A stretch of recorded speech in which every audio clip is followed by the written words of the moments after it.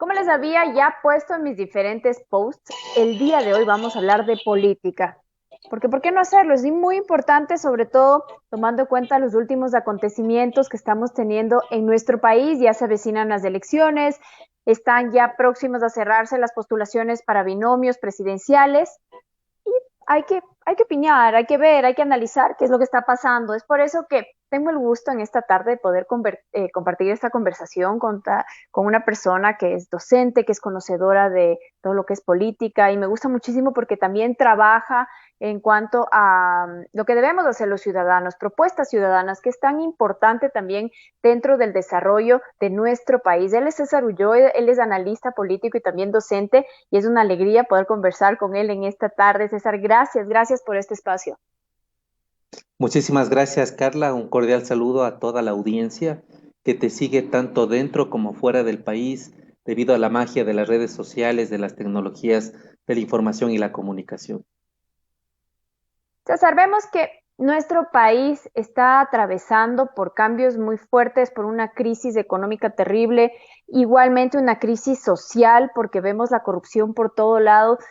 Y en este contexto se vienen las elecciones y dentro de estas elecciones vemos una fragmentación con un montón de binomios, con un montón de cambios que se dan día a diario, como lo que está ocurriendo el día de hoy. Entonces me parece importante el poder conversar de este tema y también ponerlo en la palestra, ¿no? Porque la política hay que hablarlo, la política la hacemos todos y sobre todo los ciudadanos debemos empezar a tomar responsabilidad y también acción al respecto.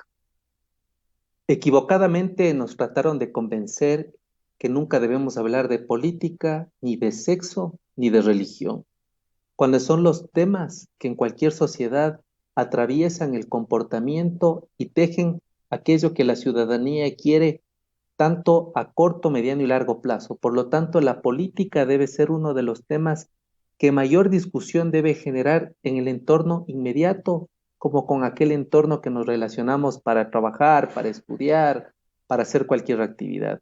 La política es esencial porque de la política depende o se despliega, se desplaza todo lo que va a incidir de forma bastante potente en nuestro porvenir, en nuestro futuro, en el futuro de las generaciones.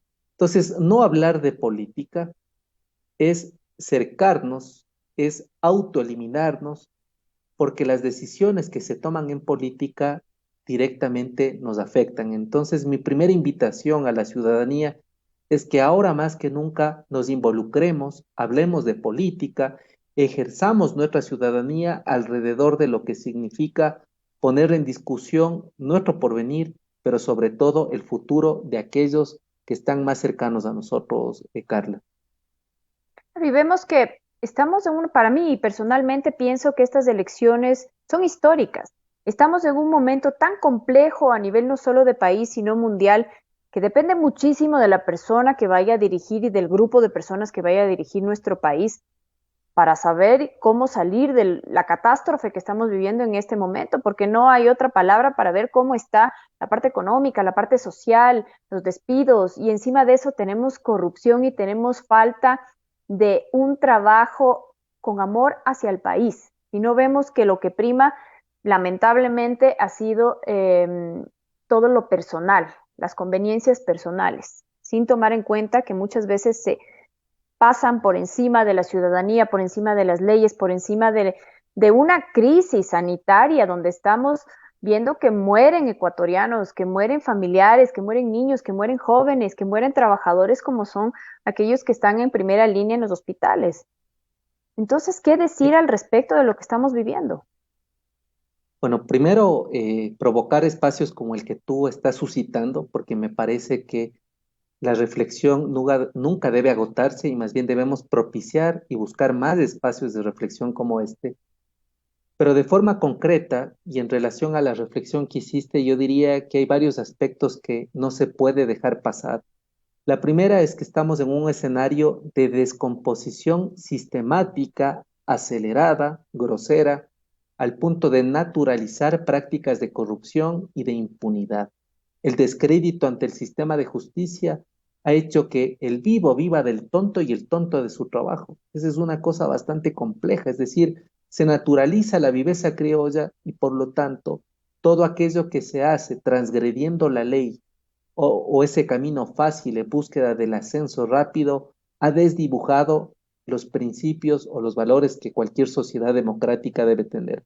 El segundo elemento que es bastante grave es que se administró de forma tan equivocada, de forma tan aberrante, de una forma tan descolocada, la segunda bonanza que el Ecuador tuvo en términos de que nunca antes se había registrado un precio tan alto por barril de petróleo, pero además fuimos nosotros beneficiarios del alto precio de las materias primas, es decir, tuvimos una bonanza, estábamos inundados en dólares, pero fíjate que ahora tenemos un déficit fiscal de 10.000 millones, estamos comprometidos totalmente con los organismos multilaterales de crédito y tampoco se ha transparentado los compromisos que tiene que honrar el Estado ecuatoriano con la República Popular de China. Es decir, vivimos una crisis de descomposición social en términos de que se desconoce la ética pública e individual como algo vertebrador de la democracia. Tenemos un escenario donde nunca se aprovechó una bonanza económica inédita en la historia de los países que viven de los hidrocarburos y de las materias primas. En tercer lugar, como consecuencia de estas dos, tuvimos un sistema sanitario que no se da abasto en términos de infraestructura, de número de profesionales, de provisión de medicamentos y tampoco en capacidad de gestión. Es decir, tenemos un sistema de salud que carece de gobernanza, que no tiene financiamiento, que tampoco cuenta con el número de recursos y por último que no está a la altura de un tipo de emergencia de estas características. Y la cuarta, que me parece que es una regularidad en el país, es que tenemos una clase política de lo peor. Hay honrosas excepciones, pero son honrosas excepciones. Y eso nos conduce a lo que tú introduciste al inicio. Estamos frente a un escenario de tres características: de dispersión, de fragmentación y de volatilidad, que no es lo mismo.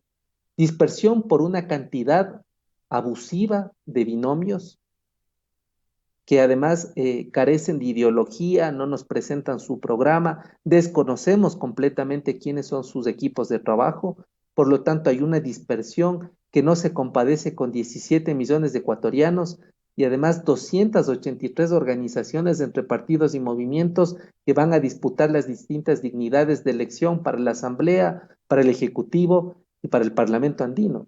En segundo lugar, tenemos fragmentación. Fragmentación quiere decir que dentro de la misma tendencia hay varias candidaturas.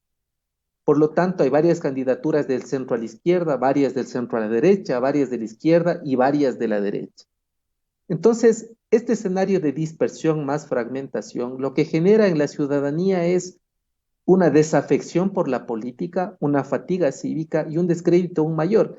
Y tenemos el tercer escenario que es de volatilidad, es decir, que debido al número de cantidades de organizaciones que se presentan, gracias a la personalización exacerbada de la política y que el mercado electoral eliminó todo lo que significa un proceso de estructuración de liderazgo, las personas votan entre elección y elección por distintos partidos políticos. Es decir, para alcalde voto por un partido y luego de 2 años voto para un candidato a presidente o candidata a presidenta por otro partido político. Es decir, hay un cambio de criterio que no es ideológico, sino que está atado a las características personales de los candidatos y eso genera volatilidad.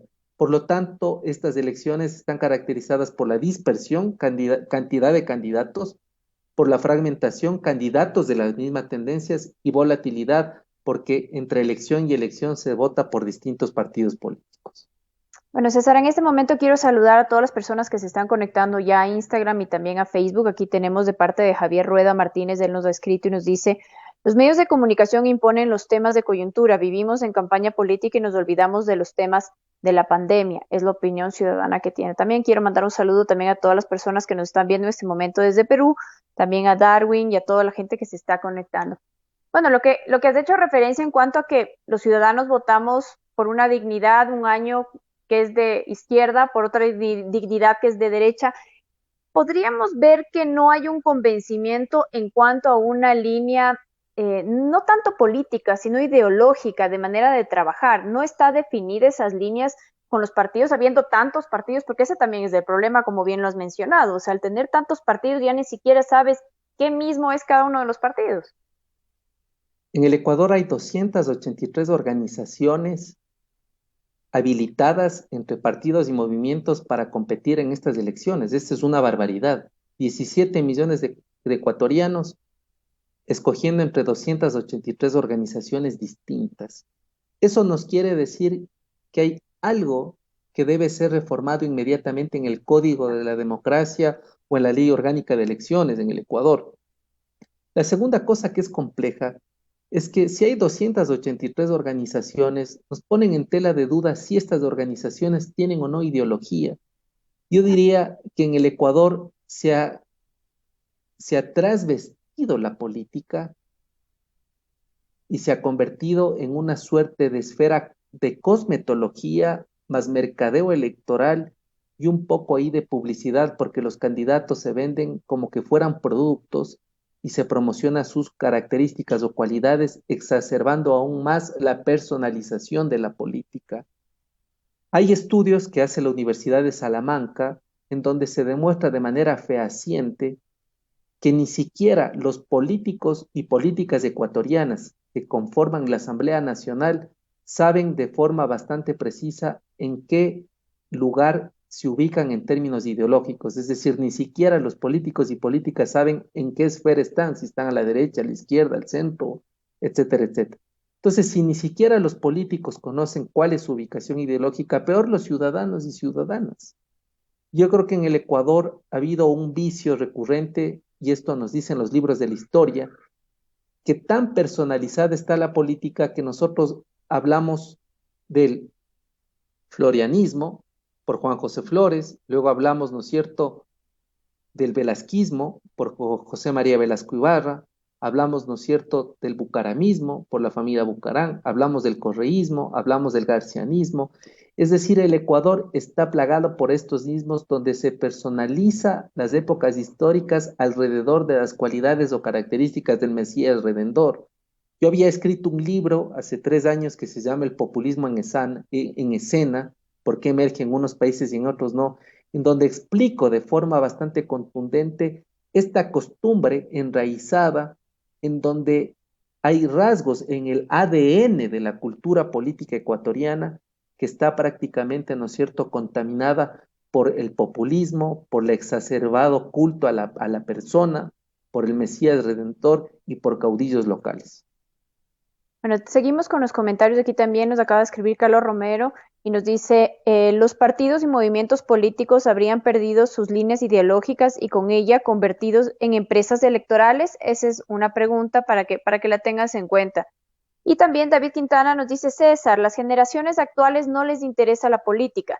Millennials y Zetas les vale. Eso empeora no solo la actualidad política, sino la venidera, porque se pierden las bases de lo que se hace política. Es decir, tenemos un panorama que se extiende en el tiempo. Entonces, estas dos observaciones, por un lado, se ha perdido la línea ideológica y se ha convertido simplemente en empresas electorales que lo que hacen muchas veces es ser alquiladas o prestadas para poder recibir dinero que se da para las candidaturas, por un lado. Y por otro lado, ¿qué es lo que pasa con las nuevas generaciones? Ante esta ola de corrupción y de falta de aceptación de parte de la gente, vemos que nos volvemos ya hasta apáticos en cuanto a la política. Ya no queremos ni saber. O sea, sí, es todo corrupción, pero ¿qué pasa? ¿Qué pasa con aquellas semillitas que tienen que ir creciendo para que sigan haciendo política? Porque la política no puede morir. Estamos en democracia.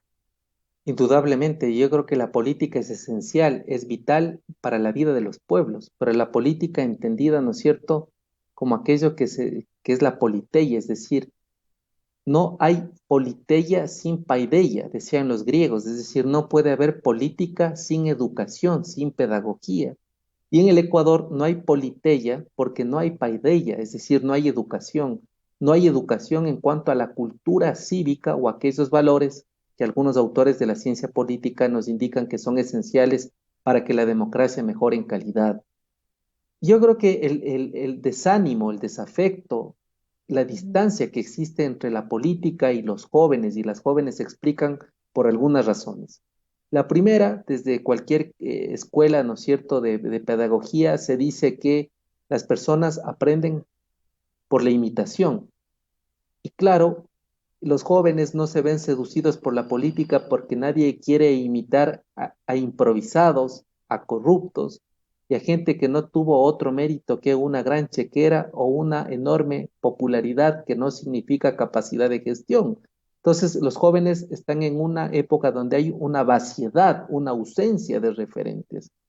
La segunda cosa que me parece importante es que tampoco los mecanismos de participación o de democracia interna que tienen las organizaciones políticas, llámese en partidos o movimientos, han incentivado la participación auténtica, la participación genuina, la participación, ¿no es cierto?, motivada de jóvenes.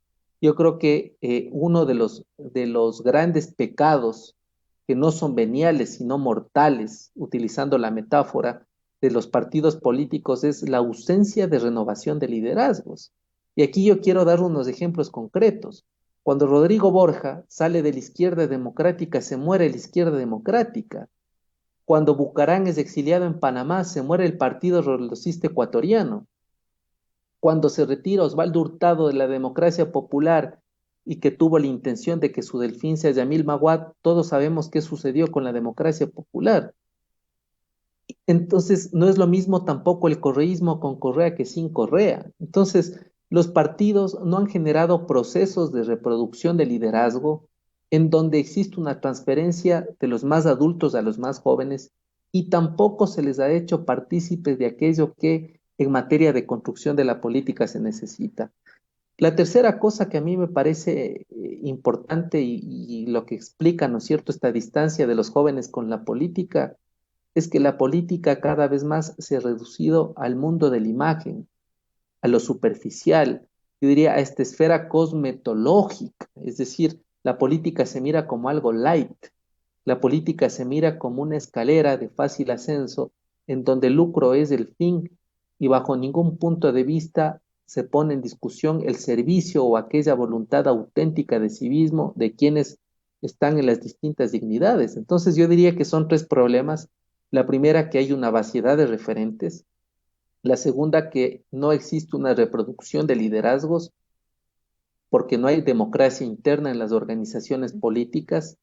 La tercera, que a los jóvenes no les hacen partícipe de lo que en el partido sucede y les tienen, ¿no es cierto?, cargando banderas, retuiteando cosas, cargando carteras y maletas de los líderes viejos.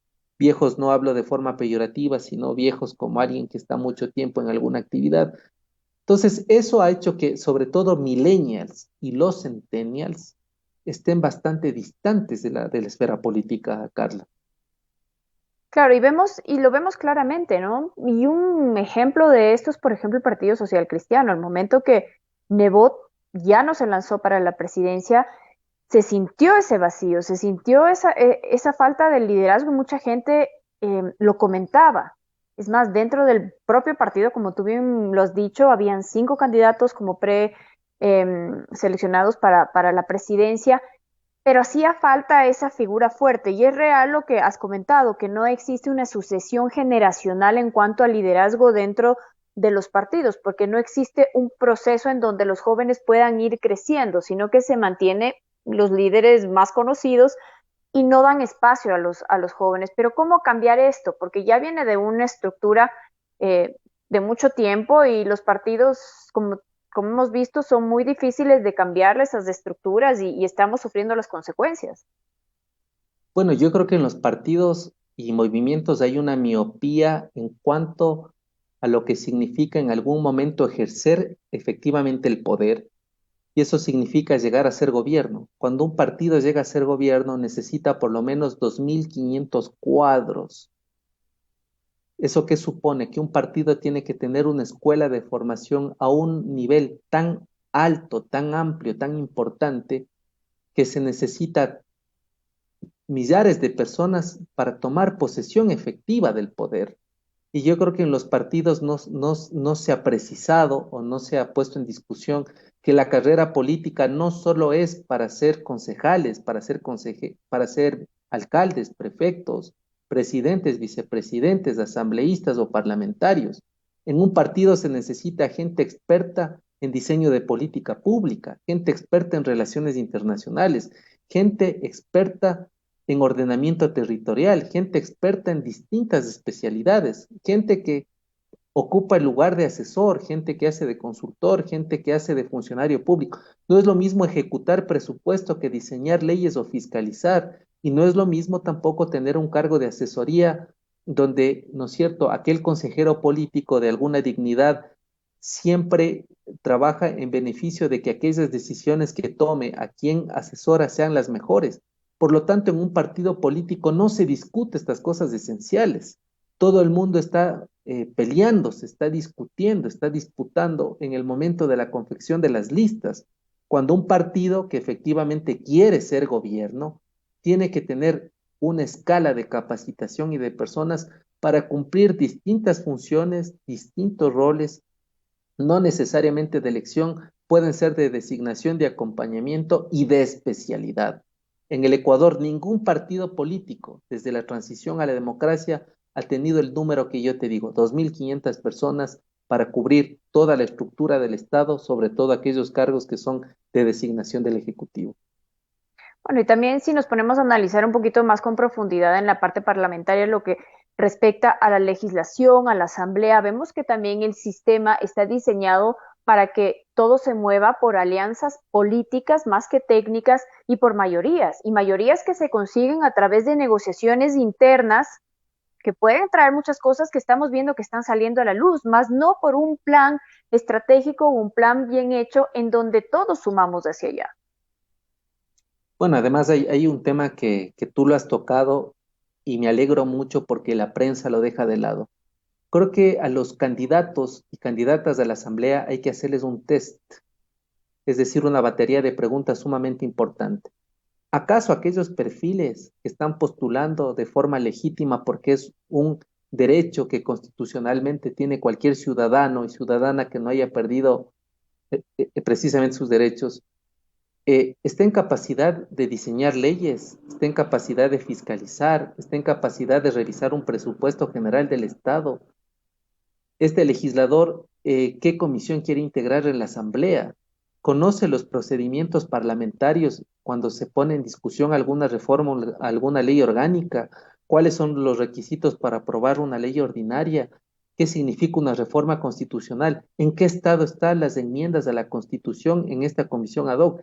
Es decir, yo estoy plenamente convencido, y no es una descalificación, que quienes están postulando para las dignidades de Asamblea Provincial y Nacional no tienen la más mínima idea de lo que significa estar en la Asamblea. La Asamblea en cualquier país es la primera función del Estado. Como decía Montesquieu, es el primer poder del Estado. Por lo tanto, no es un tema de carrera de popularidad, no es una guerra de chequeras, ni tampoco es una sumatoria de likes en ninguna de las redes sociales que hace que ciertas personas sean escogidas para poner en una lista. Lamentablemente, cuando llega gente inteligente a los partidos políticos, esta gente inteligente sale corriendo de los partidos políticos porque se da cuenta que adentro funciona de una forma tan perversa y tan inepta, perversa, inepta y corrupta a veces, que no son los espacios para que la ciudadanía los mire como un semillero, como un espacio donde se pueda crecer. Creo que este momento que vive en el Ecuador nos auspicia un escenario donde se tiene que inaugurar el sistema político. Yo pensaría que en las próximas elecciones la gente va a sufragar por obligación. Es tal el descrédito de la Asamblea, tal el descrédito de la clase política, tal el descrédito del gobierno, y además tal el nivel de indecisión, 8 de cada 10 ecuatorianos y ecuatorianas no saben por quién votar, que eso es un termómetro para que en el Ecuador nazcan, después de este periodo, nuevas organizaciones políticas con principios, con programa, con democracia interna, pero sobre todo algo: los partidos nacionales están desconectados de las localidades. Es decir, las legítimas aspiraciones de Cuenca no se entienden en Quito, Las de Guayaquil no se entienden en Cuenca ni en Latacunga. Las de Latacunga no se tienen en Los Ríos ni en Babahoyo. Es decir, también es un tema de tener una mirada descentralizada, desconcentrada de la gestión que deben cumplir los partidos políticos en las localidades. Bueno, vemos es toda esa desconexión y también por parte de la ciudadanía la falta de fiscalización ante el trabajo que deben realizar los asambleístas, al punto que si uno puede revisar en la página web, porque todos los ciudadanos podemos ingresar a la página web de la Asamblea Nacional para saber si es que están asistiendo a las sesiones, si es que han hecho alguna promulgación de un proyecto de ley, si es que han votado, pero creo que nadie o muy pocas personas se dan el trabajo de revisar eso, ¿no? Y de saber qué es lo que está pasando.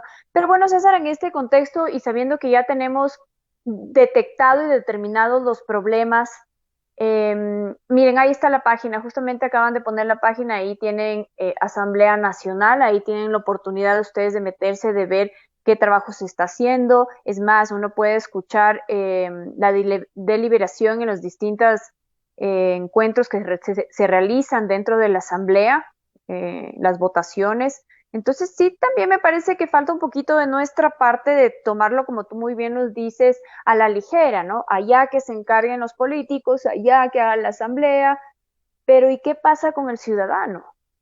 ¿Dónde estamos?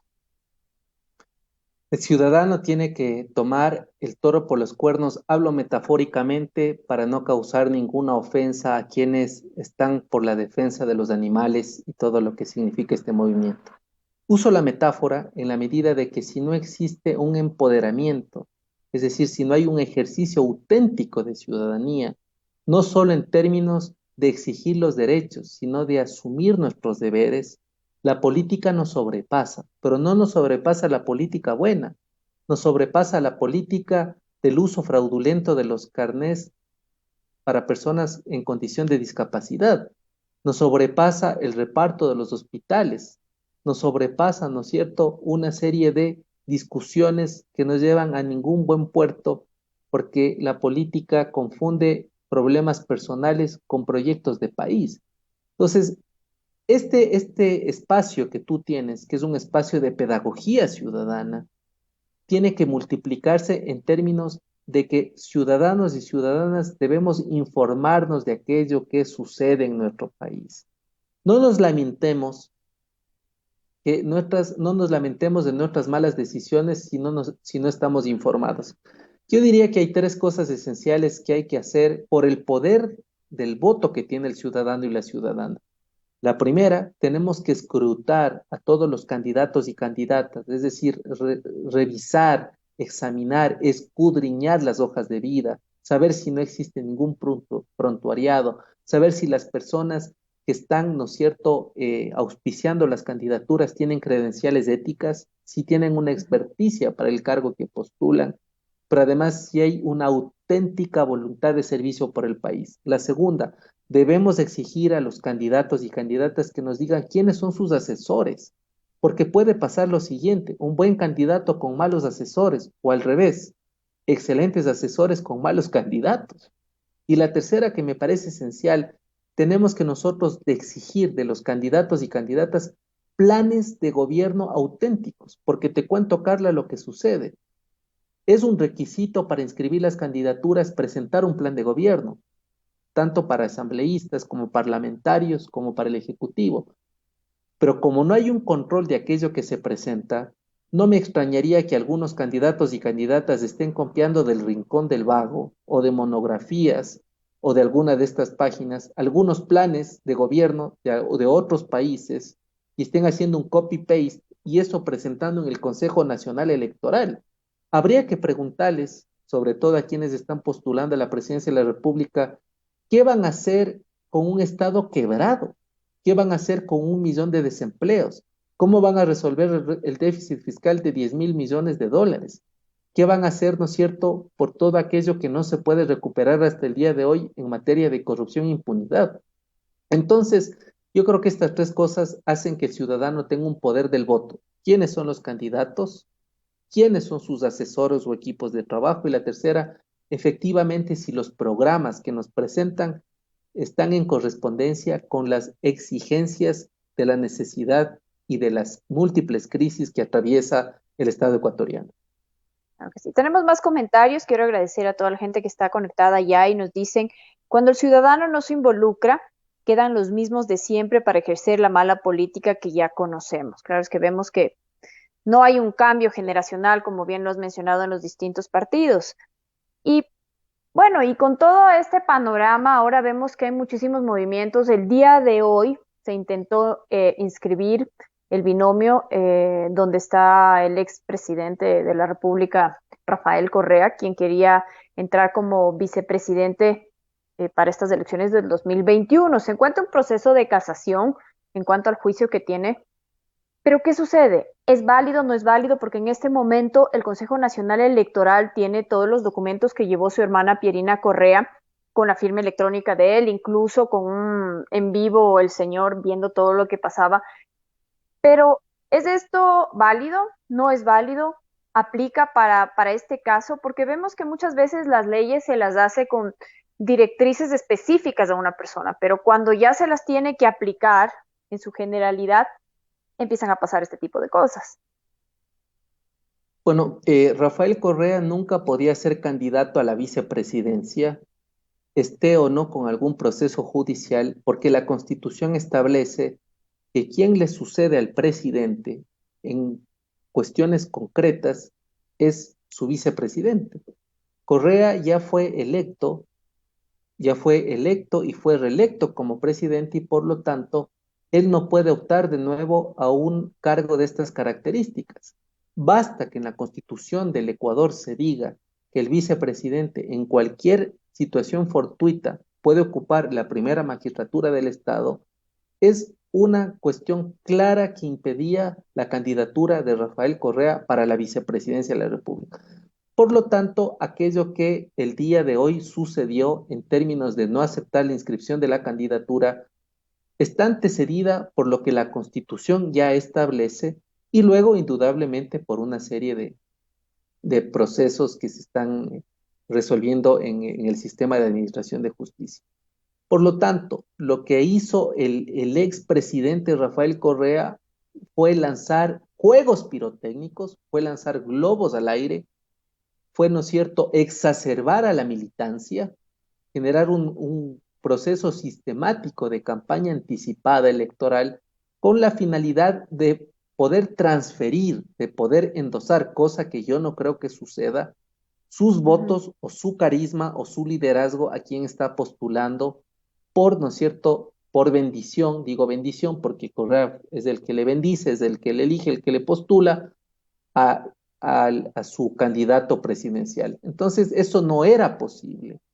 Lo que se preveía en el escenario más real era que Correa inscriba su candidatura a la Asamblea y que desde ese lugar haga un rol activo como político, como militante de su agrupación, de la tendencia de Revolución Ciudadana y poder desde ahí tener cierto sentido de control. Entonces, yo creo que había causas enormes que la Constitución escrita por su propio partido político, Alianza País, porque ese partido fue el que aprobó la Constitución en Montecristi, que le inhabilitaba completamente para ser candidato a la presidencia de la República. Pero ante estos hechos y a sabiendas de que no lo podía hacer, por lo que bien lo has mencionado, que una de las funciones más importantes del vicepresidente es poder reemplazar al presidente en caso de que ocurra algo, y por otro lado, al estar envuelto en actos de corrupción y en medio de un juicio, ¿por qué hacerlo? ¿Por qué hacerlo si a la Bueno, la, final sabía que no lo iba a lograr? bueno, la respuesta es sencilla, ¿no? En el Ecuador hay una tradición del eterno ausente, que es la figura, así se le denominaba la figura de Velasco Ibarra, en términos de que él tenía una capacidad de ir y volver, y de ahí viene esta frase de dadme un balcón y seré presidente. Ser el presidente. Y claro, Correa quiso asumir esta figura del eterno ausente en la medida de que los procesos judiciales pueden a él levantarle una aureola de victimización con la finalidad de que esa bronca de quienes no lo pueden elegir se transfiera en votos a quien él decidió que sea el candidato. Y digo él decidió porque no se conoce y no hay registro alguno de un proceso de democracia interna que a través de un empadronamiento de militancia abierta o cerrada o de algún otro tipo hayan escogido que su candidato sea Arauz, ¿no? Entonces yo creo que Correa es un personaje muy hábil en términos de comunicación y en el manejo de la propaganda, pero sobre todo de fidelización con sus bases, hizo que se genere este espacio de bronca, de retorno de la revolución ciudadana, y por lo tanto el presidente en esta suerte de ubicuidad, ¿no es cierto? Porque parece Ujú. una figura traída de un libro de Macondo, de García Márquez, en ese tiempo indudablemente no había tecnología, que entra el presidente como en una urna, ¿no? Entra como en una urna, entran como en una urna enfocando su imagen, como que Correa fuese el gran hermano y desde Europa está mirando, está, ¿no es cierto?, observando. Pero claro, esta urna que es muy simbólica, lo que hace es que la militancia cierre filas y que ese voto duro que tiene la Revolución Ciudadana sea un voto que favorezca a una persona que nadie le suponía como candidato a nada, porque Arauz nadie le suponía como candidato a nada. Entonces, este candidato a nada es prácticamente el ungido, ¿no es cierto?, por Correa, y bajo esta estrategia de la victimización del eterno ausente, se estaría buscando esta transferencia de votos, este endosamiento de votos. César, ¿le consideras a Arauz como un outsider? ¿Se le podría considerar? Yo no diría que Arauz es un outsider, Ujú. porque Arauz fue parte de la estructura de la Revolución Ciudadana y en los distintos cargos de la función pública que ocupó estaba completamente alineado a una gestión política de su líder. Ujú. Outsider es aquel que surge por fuera de la militancia, que aparece por fuera del sistema y que prácticamente, ¿no es cierto?, da una suerte de sorpresa, porque nadie se imaginaba que iba a provocar una emergencia tan potente. Yo considero que Arauz, ¿no es cierto?, es alguien que simbólicamente es escogido por el presidente por algunas características. Habría que ver si estas características responden a alguna encuesta, algunos grupos focales, alguna técnica de investigación, que es el candidato joven tecnócrata, es decir, el candidato joven lleno de títulos, que habla una serie de idiomas, que trata de conectar con este lenguaje descomplejizado, descomplicado con los millennials y centennials, pero la juventud no es por sí una característica para gobernar. Ah, Creo que ahí hay que tener cuidado porque si la juventud fuese una condición per se para ser gobernante, entonces tendríamos que varias personas que no estamos en el segmento de los millennials y de centennials buscar, ¿no es cierto?, una casa de retiro y dejar que este segmento de la población decida. claro. Bueno, vemos también movimientos en cuanto a lo que ha ocurrido en el Partido Social Cristiano, la salida de su precandidata, de su candidata Cristina Reyes y el apoyo que se va a dar a Guillermo Lazo por un lado. Y por otro lado, también Yacu Pérez ha dado palabras, ha dicho a los medios de comunicación que ellos están abiertos a cualquier alianza o conversación con partidos que sean de centro izquierda. ¿Qué podría pasar Bueno, ahí hasta? Porque ya falta poquitos días, ya, si no me equivoco, es el día de mañana o el día que ya se cierra la postulación de los binomios. se cierra la postulación, pero entramos al momento más clave que inicia el 17 de septiembre y termina el 7 de octubre, que es la inscripción de candidaturas. No vaya a ser que la resaca o el chuchaqui les levante con mal genio a quienes postulan a candidatos y el día de la inscripción de las candidaturas se hagan agua a los helados. Entonces, Ah, yo quiero decir esto porque hasta que no se inscriban las candidaturas, hasta las 12 de la noche, el 7 de octubre, puede ocurrir absolutamente todo. Y en el Ecuador es uno de los países donde el agua y el aceite se amalgaman perfectamente. Entonces, yo creo que ahí habría que tener mucho cuidado. Respecto del escenario electoral, yo diría que hay que ser muy cuidadosos, porque las últimas encuestas más sondeos, que no es lo mismo, nos advierten que cerca del 8% de encuestados, es decir, 8 de cada 10, no han definido por quién votar. Esto dice que ningún candidato, ninguna candidata puede de antemano ungirse o estar prácticamente simulando que está sentado en Carondelet. Si hay 8 de cada 10 personas que están indecisas, quiere decir que cualquier cosa puede suceder desde el día de hoy hasta las 5 de la tarde que se cierren las urnas en cualquier recinto electoral.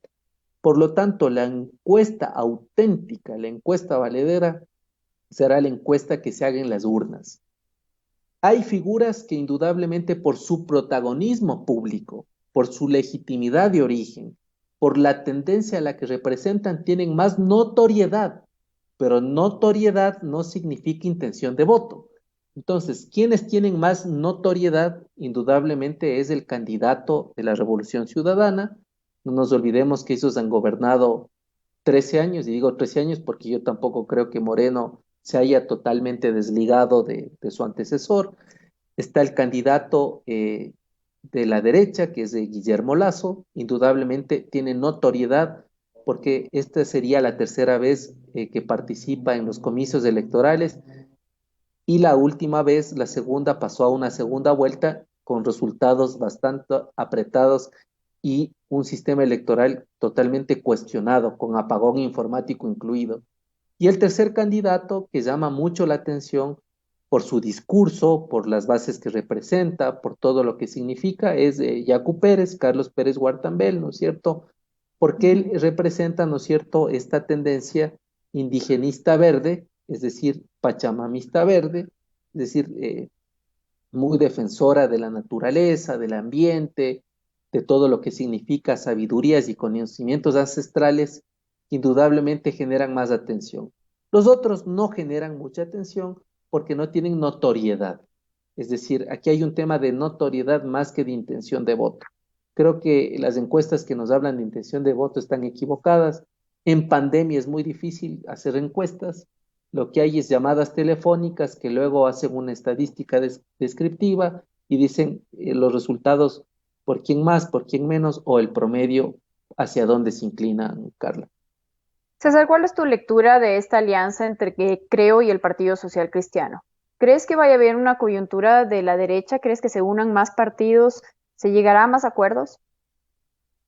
Bueno, yo creo que este es un acuerdo electoral porque así establece la constitución de los aspectos en los cuales pudieron ponerse de acuerdo, pero no es un acuerdo programático. Y quiero señalar esto, porque pese a que hubo 4 años para ir trabajando un acuerdo, es a días donde se deben presentar las alianzas, donde definen los dos dirigentes más importantes de los dos partidos, ir en la papeleta para el Ejecutivo con los números de las dos listas. Hay un acuerdo electoral, hay un acuerdo que está pegado con babas, porque cuando no hay un acuerdo que esté sostenido por principios, cuando no hay un acuerdo que está sostenido por un programa, cuando no hay un acuerdo que esté sostenido por una visión, es muy frágil. Más aún si los partidos han decidido cada cual presentar candidaturas por su propia cuenta. Esto quiere decir que ni siquiera en bloque legislativo van en alianza en una papeleta, lo que podría, ¿no es cierto?, eh, darse en un futuro es que si existiría una mínima diferencia entre social cristianos y los de Creo, ese acuerdo electoral podría generarle más problemas, más complejidad si Lazo llegara a ser presidente en ese hipotético escenario que al tratar de establecer un acuerdo programático. Habrá que ver si durante estos meses, hasta el día de febrero, donde se produzcan las elecciones, si este acuerdo electoral tiene una transformación y se llega a un acuerdo programático. Es decir, lo ideal sería que antes de juntarse para los votos se hubiesen juntado para definir un programa de gobierno. Y esto no ha sucedido, Carla, por lo tanto, es una alianza electoral que tiene muchas debilidades e indudablemente pone en riesgo a las dos agrupaciones políticas si es que no llegan a ir a cuestiones más puntuales y más definitorias. Bueno, ya vemos que se topan puntos, ¿no? Que son parte de esta alianza, como por ejemplo el apoyar la consulta popular planteada por Nebot. Ya se Bueno, pero habla la de consulta, que lo haría, ¿no? claro, pero la consulta de Nebot tiene el mérito y es que nadie va a decir que no a la consulta, porque nadie se va a oponer que el Estado cumpla de manera puntual con los recursos que deben recibir los gobiernos locales y seccionales. Nadie va a votar que no para apoyar, ¿no es cierto?, al sector agropecuario, agrícola y pecuario. Nadie va a decir que no cuando se trate de castigar a las personas que han sido, ¿no es cierto?, acusadas y procesadas por temas de corrupción e impunidad. Nadie va a decir que no para inaugurar un nuevo sistema de salud. Nadie va a decir que no a la consulta de Nebot cuando se trata de hacer una reingeniería profunda a la seguridad social, si el seguro social está quebrado. Entonces, son preguntas a las que nadie va a decir que no, pero que indudablemente no van mucho más allá que un programa. Porque claro, si a mí me preguntan si estoy de acuerdo con todo aquello que Nebot dice, claro que sí, porque todo está quebrado. Es una respuesta positiva. Lo que habría que hacer es cómo esas preguntas que plantea Nebot y que son auspiciadas por Creo llegan a aterrizar en programas concretos. Es decir, apoyar al agro, ¿qué significa? Banco de semillas, préstamos a largo plazo con bajos intereses, asistencia técnica en cuanto a la capacitación que necesitan los pequeños y medianos agricultores, eliminar la intermediación en cuanto a la venta de productos, tratar de que exista inteligencia de mercado para que los productos se exporten y cumplan con las normas de calidad de los mercados a donde se quiere llegar. Es decir, eso no se ha discutido todavía. Lo que se ha discutido son 11 preguntas, que nadie va a votar que no, insisto, porque todas las preguntas son de sentido común, Claro. no es un tema de militancia ideológica. Pero la ejecución de esas preguntas es lo que se debe saber, ¿no? ¿Cuál es el plan para poder ejecutar la pregunta que estás haciendo? Porque eso corresponde a una estructura también financiera, porque los planes para mejorar el agro se necesita de plata para poder hacerlo, se necesita de equipamiento para la gente. O sea, no es tan fácil. No es tan fácil el poner en una pregunta que todo el mundo te diga que sí, pero luego, como bien lo dices, traspasarlo a la realidad. Quiero leer algunos mensajes de la gente que se ha conectado en esta noche. Muchísimas gracias por seguirnos en esta entrevista y dice, César dice, como ciudadano ecuatoriano quisiera dar mi opinión para las próximas elecciones, no se dé un solo centavo a ningún candidato, que no desperdicien el dinero del pueblo en cosas que no valen la pena. El país de tan solo 17 millones que tenga tantos partidos políticos, muchos en realidad un desperdicio de dinero y tanto ciudadano muriendo de hambre. Bueno, esa es la percepción que tienen los ciudadanos, que ante una crisis existan tantos partidos políticos, movimientos y partidos políticos que reciben por parte del Estado, como está planteado en la Constitución, un aporte económico para poder hacer campaña. Definitivamente se necesita reforma, César, en cuanto a los partidos, al funcionamiento de los partidos, al número de partidos y movimientos que existen, porque es inaudito lo que está ocurriendo en el país. Me gustaría saber tu opinión de cómo avisoras tú que se va a llevar a cabo en cuanto a el manejo político de las campañas, cuál va a ser el sistema para llegar al ciudadano, porque estamos en medio de una pandemia y si bien es cierto, se va a levantar ya el estado de excepción, eso no quiere decir que el virus ha dejado de estar atacando a la gente y esto predispone también a que haya una restricción en la movilidad. Yo creo que la campaña se va a caracterizar por una mixtura en términos de que se va a usar las redes sociales de manera prioritaria, pero también estoy seguro que los candidatos y candidatas a distintas dignidades van a ser recorridos por los barrios. Es decir, yo no creo que nadie se autoclausure o piense que Ujú. es suficiente con aquello que en las redes sociales se va a dar. Y estoy plenamente convencido que muchos de los candidatos y candidatas no medirán ni evaluarán tampoco el riesgo que significa una campaña en presencia en un contexto de pandemia.